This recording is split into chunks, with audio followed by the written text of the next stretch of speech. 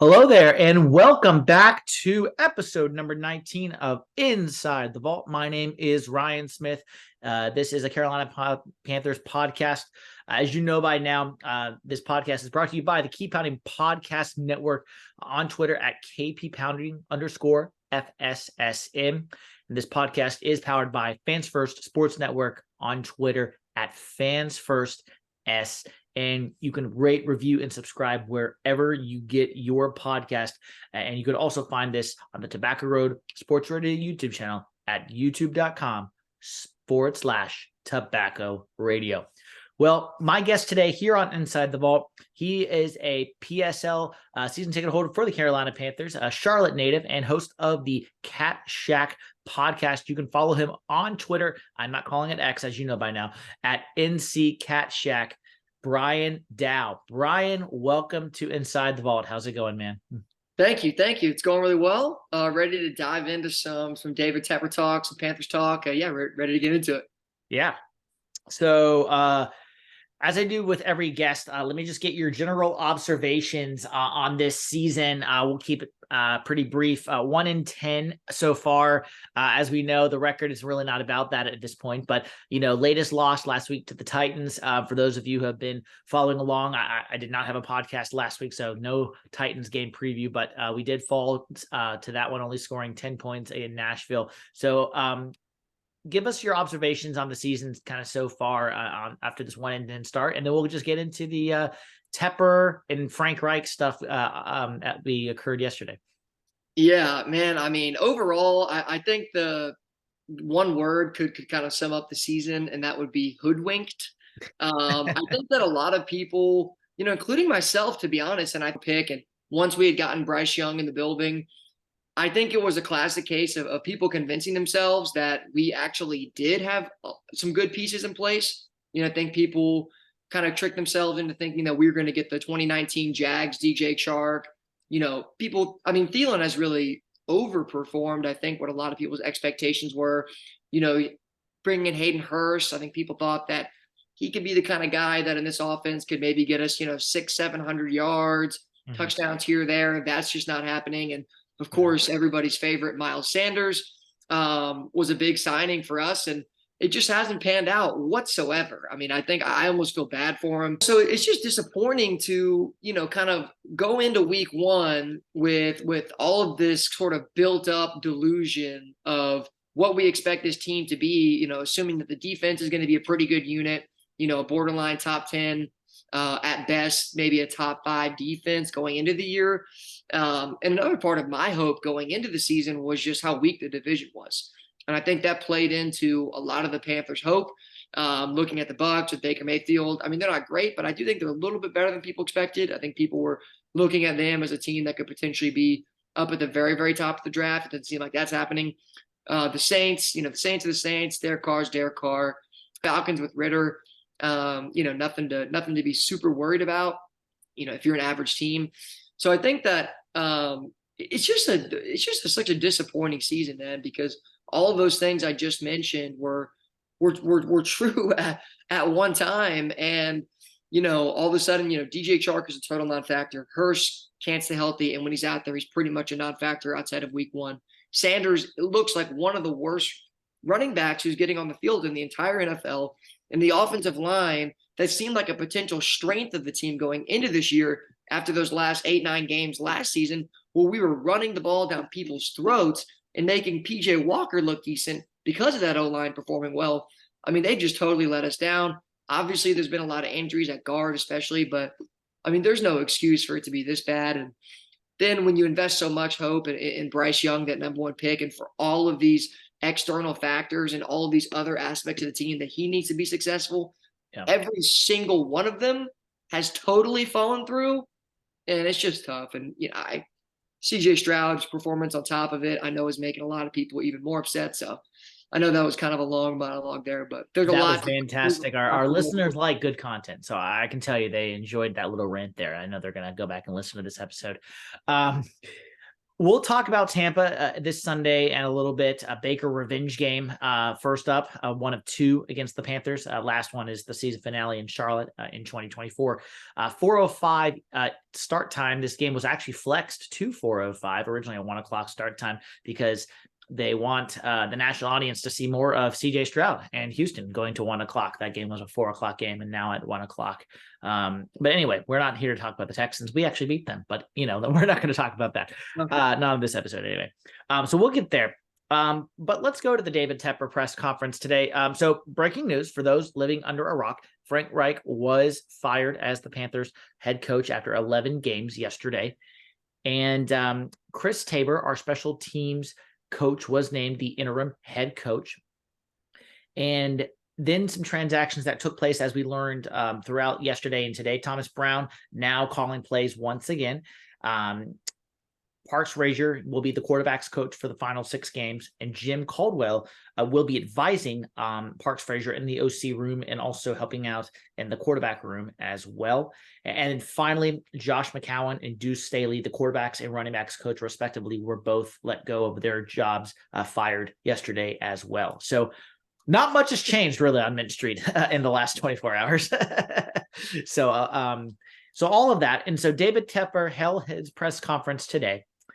And let's just start with kind of your thoughts and takeaways. I really only had one takeaway, and it was basically David Tepper started talking about how he brought concerts and soccer to Charlotte, and Lionel Messi, who doesn't play for Carolina, was also in the stadium at one point. And then he was asked about Bryce Young and CJ Stroud, and he managed to confuse people at the end by people saying, well, I think he threw Bryce Young under the bus, which that's not actually true. If you listen to what he said, all he said was, yes, we were going to trade with the Texans and go to number 2 with the Bears as well. And then we were prepared to take CJ Stroud if Bryce Young was taken indeed by Houston at 1. But that trade never actually happened. So people got a little confused when he said that, but he loves Bryce. The team loves Bryce. Everybody loves Bryce and is high on this pick. So those were my takeaways. But what were yours from this lovely David Tepper press conference that lasted all of balmy 14 minutes in total? Yeah, I mean, I first off, I mean, your main takeaway there with mentioning, Messi coming to play against Charlotte FC. I mean, that's like the Hornets bragging about the Lakers coming to town and getting LeBron in the building. I mean, what are we talking about? I mean, I thought that was just an embarrassing comment to make, first off. And then I thought, like, he did briefly say, hey, look, and he wasn't saying basically I make all the decisions, but he did say, whether it's good, bad, or indifferent, the buck stops with me in terms of the decision-making and the success of the organization. Yep. But you know what, David? Just because you say that in one sentence, one time in the press conference, it doesn't just totally excuse the kind of dismissive, arrogant attitude that I felt like I was getting from a lot of his other answers. I mean, people are asking questions, and he's just sort of this defensive, like, I don't really owe anybody anything. Well, it's like, dude, this is the NFL, man. The NFL runs off its fans. It runs off the people who buy tickets, watch the games on TV, and support the team. That's how it works. And so just throwing in there, oh, yeah, the buck stops with me, and then doing it like a 9-10 minute press conference, not really giving any good answers and seeming a little bit defensive and dismissive. And when he was specifically asked about, hey, after this kind of track record of X number of coaches, and this is the record, what needs to change? He couldn't even just say the words, yes, some things need to change with how I operate this organization. He couldn't even say that. It's funny you mentioned this. Scott Fowler of the Charlotte Observer, who has been a senior writer there for a long time, he specifically mentioned he wrote a column today and said he was not asked, for those who, again, living under a rock or not familiar today, Scott Fowler said he was basically frozen out of the press conference and he was not allowed to ask a question. He wrote a column after he calmed down a little bit, after everything was over, and he said, the question I wanted to ask David Tepper is, have you ever looked in the mirror and maybe thought, maybe it's me? I mean, that's basically what he was going to ask David Tepper. And we all know, at least I think it's public knowledge, I think David Tepper is on Twitter. So I think he reads the Charlotte Observer. I think he reads Scott's articles. So I think he's well aware that Scott was going to ask him that, and he didn't want to answer it. And I think he's well aware. I think he's not dumb. I think he's very smart. He's you can't be a billionaire without being smart. But I think not to go long-winded here, and I'll continue to get your thoughts here. The other article I want to bring up is Albert Breer from Sports Illustrated. I don't know if you got a chance to see this yet. It was a relatively later in the day when this got posted. Very good article if you have not read it, from Albert Breer, again, of the Sports Illustrated. Bunch of Panther staffers gave some quotes in there, some former, some current. But the one that stuck out to me was one former staffer said, David Tepper is a hedge fund guy, and here's what hedge fund guys do. The minute it gets bad, he thinks it's going to just get worse, so we better just try something else. That's kind of how David Tepper has operated in his 6 years being the Panthers owner. And so another staffer kind of said it differently, and this is where I'm going to stop, is he said, David Tepper comes from a world that's very results driven, and his instinct is to apply that in a business that's more process oriented. One staffer said, Tepper badly wants to be process driven, but he's not. His wiring is just not that way, which goes back to what Breer was talking about earlier, which he basically said that Tepper thinks of like a hedge fund manager, which means when you have a bad investment, when you have a sunk cost, you dump it rather than being patient with it. And unfortunately, in the NFL, sometimes patience is required. And I think this article, again, is very good. I'm not going to spoil it. Obviously, Albert Breer does great work at Sports Illustrated. Go read it. But that's essentially a quote that I found very interesting, and how Tepper he hasn't had the patience because he views everything like a hedge fund manager instead of being an NFL owner. Yeah, and I definitely would. It definitely seems to be the case. But the more I think about it, I mean, I don't even want to give him any credit per se, because he has made a lot of wrong decisions. But I mean, in my opinion, when Matt Rule was fired, did anybody really disagree with that decision? Just to kind of throw another perspective out there, I think it's just the initial hire was the mistake. Right. And then, with Reich, I think that obviously there's probably more people who think, oh, that was a mistake than when Rule was fired. But and again, it's not all Frank's fault, given all the things we said about the personnel and a lot of the decision making and the injuries and everything else. It's almost like, but was that the right hire? I mean, Frank Reich, he did some good things in Indianapolis. He's been a great assistant coach for a long time. He seems like a great guy. I mean, I feel bad for the guy because I know obviously he was a former Panther. He came in. He wants to do a good job. He dealt with the cards that were handed to him, and it wasn't good enough. And I do think that Reich does have to take some of that, a good amount of that blame. Obviously, we saw that with him being fired. But there's something that I thought that the Panthers reporters could have pressed on a lot more, and I know they were short on time, but was Scott Fitterer. And that's the question that a lot of we're going to get into that. Yeah. Okay. Yeah. That's another one that they definitely did not hit on. Yeah. To keep it moving, but also continue down this rabbit hole for just a second. Fans were talking about, was this, like you just said, was this the right time to make this move? You have 6 games left. Why make it now? Well, Tepper, I think, has a guy in mind, and he wants to get ahead of the other teams besides the Raiders, who have already hired or fired Josh McDaniels and have Antonio Pierce set up it there, which I honestly think he's going to get that job, but I think that's widely reported. So yeah, there's that. And then, like you said, Scott Fitterer, we have not heard a single peep on that. Personally, and I think Joe Person of The Athletic has said this, it doesn't really make sense to fire him now. And you can wait till the end of the year, because the GM's job doesn't really kind of start till the end of the year, towards the offseason timeframe. But another point, Brian, I thought of today is, what if Fitterer's only still here because of the Brian Burns contract situation? His agent and Brian Burns and his agent know Fitterer, that he led those negotiations. he was the one who turned down the first round picks from the Rams last year. So Yeah. I wonder if Brian Burns is that piece that needs to get done before Fitterer is out of a job, or if he's out of a job. We obviously don't know. No one knows. So Yeah, I mean that's an interesting point. I mean, I think, I mean, yeah, you turn down 2 first-round picks for Brian Burns, which, look, I mean, it's easy to look back and say that's crazy. I love Brian Burns. He's a very good player. All of his quotes are like really loyal to the Panthers. Like, dude, this franchise has been struggling every year that he's been here. Certainly not his fault.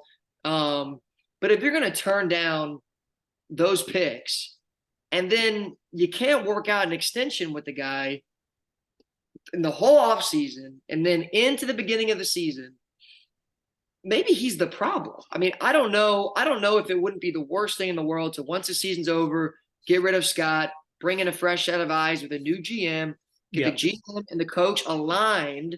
And I'm sure that after all this nonsense, if you want big time, if you want Ben Johnson, who's going to have 7 teams calling him, or a Jim Harbaugh, some teams might really want him, some might not be on so much.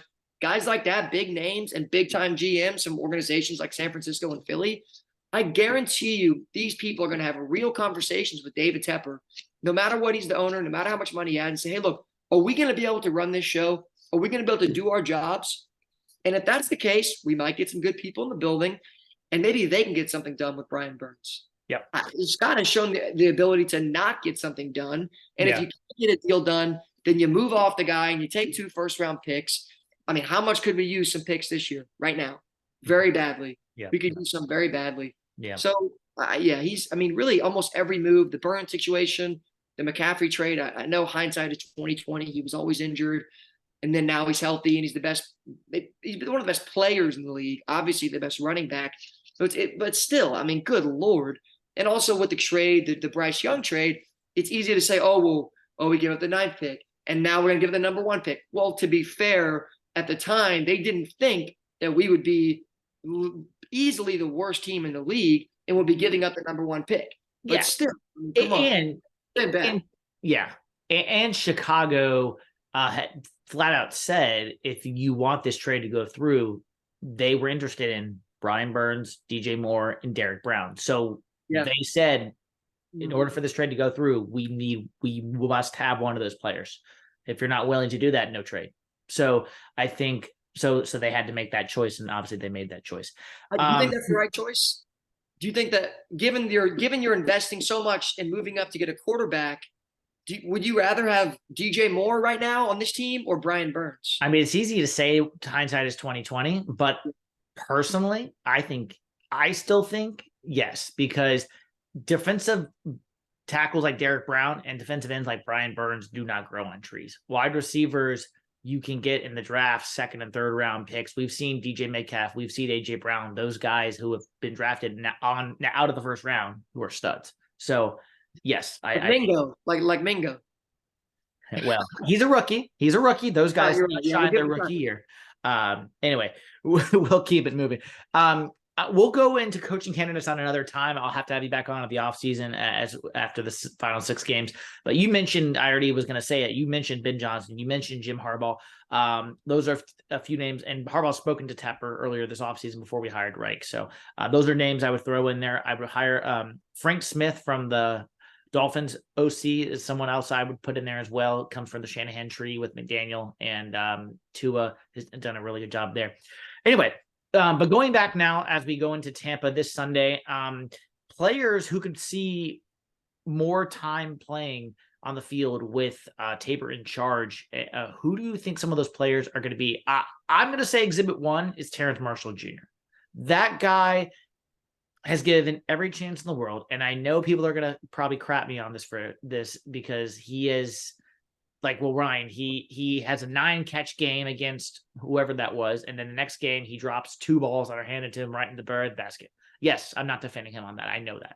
But the guy is talented. You can see it. But he was unfairly utilized by Matt Rule. And then Wilkes tried to get it out of him a little bit.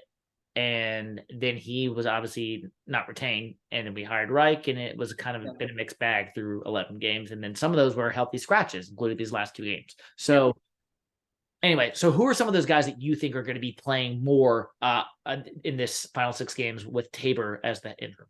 Yeah, I think Marshall's a good one there for sure. I think it's important to say the last besides this season he was playing with DJ Moore and some other guys, and given the quarterback play, I mean it's hard enough for one receiver to produce, let alone two. So I'll Yep. give him a little bit of an excuse there. And this year, obviously, things have just not been good. But yeah, definitely Marshall. I think Sam Franklin Jr. is another one. I'm sure Tabor specifically loves him as being probably our best special teams player. And when he's Mhm. come in and played in the secondary, played in the back end, I think he's made some good plays. I mean, Yeah. he makes big plays, he makes explosive plays. Maybe he'll make some mistakes, but seems like a pretty electric guy out there. Yep. And then, Blackshear is going to be back. I think Yep. he'll play more. I know he was out last week, That was correct? criminal. I don't understand that. He's leading the league in kickoff return average. I don't understand that. Yeah, that's confusing to Yeah. me. And personally, I do think that because according to Tepper, that the Deuce Staley and McCown firings were Tabor's decision. So I'm just guessing here, but I think a part of that is apparently Staley was a big advocate of bringing Sanders in, and I think this is it for Sanders. I'm not saying he's not going to get a carry. I'm not saying he won't get 3 carries, but I think it's going to be like it's kind of already been transitioning to the last couple of weeks. It's going to be more the Chuba Hubbard show with a Yep. hopefully Blackshear getting more carries. I Yep. think that unfortunately, or maybe fortunately, Sanders' time is essentially done, and I think that he'll be released at the end of the season. Which means we'll have some dead cat money, but that's a whole nother story for another time. Um, really quickly on Brian Burns, since we talked about him real quick, I was going to get to this at the end, but since we talked about him, and then we'll preview the game, get some predictions, and get you out of here. Do you think we slap the franchise tag on with Burns after the season? I've asked this question on every episode, or do we get a deal done with him after the season is done sometime before before March? I personally think that if I had to guess, I think it would be a franchise tag situation, especially unless they can come to an agreement on a really team friendly deal. I mean, whether it's Fitter or a new GM, obviously the priority right now after watching this season has to be opening up room and finding space to bring in offensive players to help Rice and see what we got. Yep. So I don't see them. Let's say Burns, I know he missed a game. Let's say he finishes with 10 sacks, which is good. And I understand he's getting double teamed. We know what he can do, but I don't see them giving him $30 million a year. I don't, in a long-term deal, I don't see them giving him $28 million a year. So if they could put the non-exclusive franchise tag on him and see what other teams are willing to offer him. And then we can have the option to match that deal if we like it, or let him go and receive draft compensation in return. Again, that's not what I want. I'd rather keep Brian Burns, but based off what's happened over the course of the last year, I don't see them coming to some, 4-year, $100 million deal. Yeah. Well, Brian, if you can believe it, we are 4 games out of first place in our division, if you can really believe it. But we have to win a game first. So Baker revenge game on Sunday in Tampa Bay, 4:05 kick. What are your keys to the game on offense first, and then we'll go to defense? Keys to the game on offense has to be just pounding the run and just running wild. I mean, And actually, I was going to say before I get there, with Tabor in charge, are we going to see a scheme fit this Sunday? Scheme change. Thomas Brown calling the plays. Are we going to see that power running game that we saw last year under Steve Wilkes for these final 6 games? That's a really good question. I mean, when Wilkes took over, the identity of the team became that power running game, and it actually worked. Now, maybe with the way that the O-line is playing right now and some of the injuries, maybe it won't be that easy to just transition over to that. And I also think it'll be interesting now that Reich is totally out of the building. How does that change Thomas Brown's play calling? Because I think that when Reich gave up the play calling initially to Brown, maybe some people had certain expectations of things looking at least, visibly different to a pretty big degree. And at least from what I was seeing, I guess it wasn't the exact same, but it really wasn't that different, but so we'll see, how that changed now with Reich out the building. Who is Thomas Brown really as a play caller and as an offensive coach? And then how does Tabor align with that? It's going to be interesting to see. Yeah. So having said that, I guess now going back to what are your keys for this game? First on offense and then on defense. Yeah, running the ball, running the ball. I don't see the Panthers winning this game on the road without getting to. I mean, like literally, like minimum 150 rushing yards, minimum. Which we have Minimum. not had a 100-yard rusher this season. That's part of the reason why Unbelievable. Yeah, Staley is no longer here, I think, as well. it's unbelievable. And again, I know it's easier said than done. The Bucs defense has shown to be at times very good. People can score on them occasionally, but they got good players in the defense. And against this offense, the problem is when they know that they can get pressure, sending 4 guys, and for sure getting pressure on any sort of blitz. I mean, I just see them stacking the box Yep. and begging Bryce to beat us. And that's going to be tough. And defensively, my one key is stop Mike Evans. Rashad White has had a good season, but our defense is pretty good. Yeah. Our defense has still been pretty good, regardless of all the injuries. Navarro has those guys playing tough, playing great. Derek Brown in the middle, stuffing up the run. I think that if we can pretty much shut down the run. But I mean, I swear to God, I cannot think of the last time that the Panthers have played the Bucs and Mike Evans doesn't score a touchdown. I mean, I can't think of it. It seems like Mike Evans just has our number. Obviously, he's a great player, but we have to do something to stop Mike Evans and make them, because I don't think that the Bucs can score a lot of points just running the ball up the middle with White the whole time. It might work some as they wear us down because the defense is going to be on the field for 70% of the game. But I think if we can shut down Mike Evans, it'll actually give us a chance to keep the game close, similar to how last week was, where besides that That's first exactly drive, how I think this game is going to go. It's going to be try to shut down the passing game, but then eventually, Derrick Henry just wore us down, and the defense is on the field over and over and over. Yeah. That is something I will say real quickly. I think our run defense has gotten better over these last few games. I think that was such an Achilles heel, especially the first, 5 to 7 games or so. I really think these last 3 to 4 games, our run defense has gotten noticeably better. And I think that was something that, I was, as a whole, I've been very much in favor of there as a play caller on defense, but except for the run game, it was always just we were getting gashed against the run. But as an aside, I think these last 4 games, the run game has been much better on defense so far. Yeah, agreed. What is your main goal for the rest of this season? Obviously, we talk about Bryce Young and his development, and 6 games left. Interim coach now, as we officially know.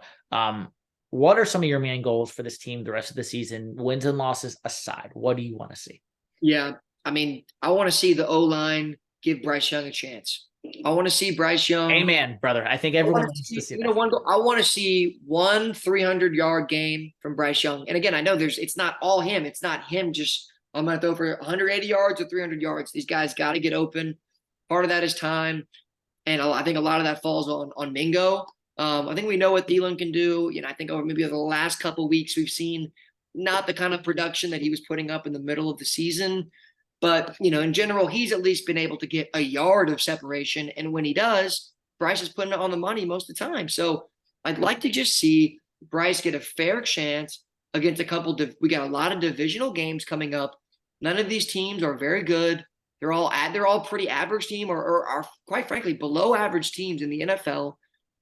Some decent defenses, especially with New Orleans. But can we just get just one kind of signature game from Bryce where the O-line shows up, Bryce throws for, even if it's not 300, can we get a 250-yard game, 2 touchdowns, maybe one? I mean, just a game where the offense feels productive, and every single time they trot out there, it feels like a first down is a huge success.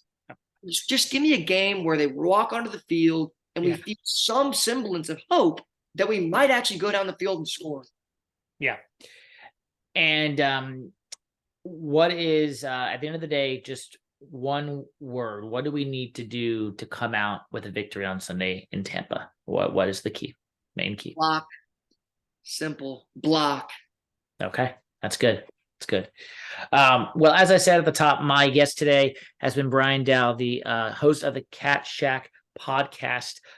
Brian, so good to have you on. A few more predictions and we'll wrap this up. Before we let you go and close out the podcast here, is there any other things you'd like to plug since we've got you on? No, man, just the Cat Shack Twitter, at NC Cat Shack. Got a couple podcast episodes on there, Spotify link in there, so check it out if you got a little time. Got it. All right. Well, and as I keep going here, is there anything that I haven't gotten into that you kind of want to go back and forth with me on? We've got a little bit of time here before our meeting's going to cut off. What do you want to talk about let's say for the next 2 to 4 minutes? Something that maybe I haven't gotten into that you wanted to kind of chop it up with the listeners here. Yeah, I think an interesting topic would be kind of something that seems to be circulating around Panthers Twitter every now and then is J.C. Horn, because will we get him back? That's the question. Is he coming back this week? Yeah, and really whether he comes back or not this season, I think it's just such a mixed opinion where I think we could all agree when the guy's on the field, he's a very, very good, if not elite corner. Absolutely. I don't think anyone will argue with you that. No. But it's year after year after year now where the injuries are stacking up. But do you want to do what you did with McCaffrey and trade him away, and then all of a sudden he's healthy and he's the next Jalen Ramsey for the next 8 years? Or do you just kind of hold pat and bring him back next season and see what happens? But because it's tough also because I think that given all the injuries, his trade value isn't going to be what it would have been in the middle of, say, last season where he was balling out. And if somebody called and said, hey, we'll give you a first-round pick for J.C. Horn, Panthers would have said no. We would say, unless, obviously it's like a top 5, top 10 pick. That's a little bit different. But, he used to have a lot of value. So I don't know what to do with that. Yeah. I mean, this May, the Panthers have to decide whether they want to pick up his 5th-year option in 2024. And at this point, you can't. You cannot, because he has not played enough ball. The injuries do not justify what you would have to hand out for that 5th-year option, in my humble opinion. But that's why I think it is vital that he comes back for these final 6 games, or as many of them as possible, and stay healthy first off for all 5 games left, and then go into this coming off season and make sure he addresses whatever these soft tissue injuries he is having, like McCaffrey-esque when he was here. And I think the Panthers know they want to sign him long-term.